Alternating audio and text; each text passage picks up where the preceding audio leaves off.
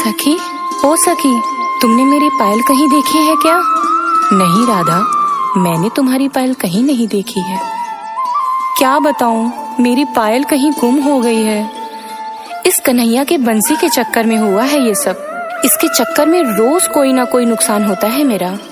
राधा, ओ राधा, क्या हुआ? क्यों इतनी परेशान हो? देखो कान्हा, मुझसे बात मत करो, मैं तुमसे नाराज हूँ। अरे सुनो तो।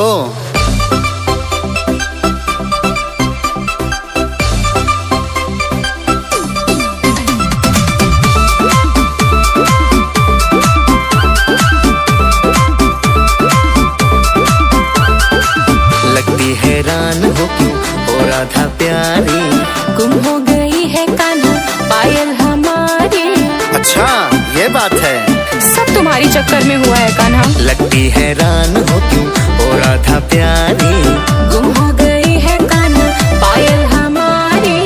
करता है कान्हा तुझसे पक्का वादा, करता है कान्हा तुझसे पक्का वादा। अच्छा? पायलिया राधा, पायलिया राधा, पटना से ला दूंगा पायलिया राधा, पायलिया राधा, पायलिया राधा, अरे पटना से ला दूंगा पायलिया राधा। चलो बड़े आए हो।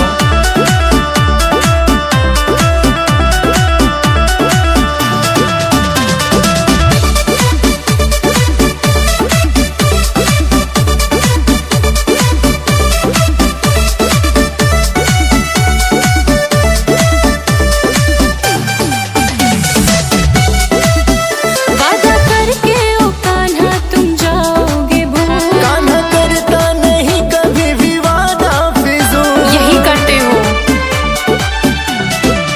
हाँ वादा करके ओ कान्हा तुम जाओगे भूल। हाँ कान्हा करता नहीं कभी भी वादा फिजूल। कितना झूठ बोलते हो। ब्लेम न लगाओ मैं हूँ सीधा साधा, ब्लेम न लगाओ मैं हूँ सीधा साधा।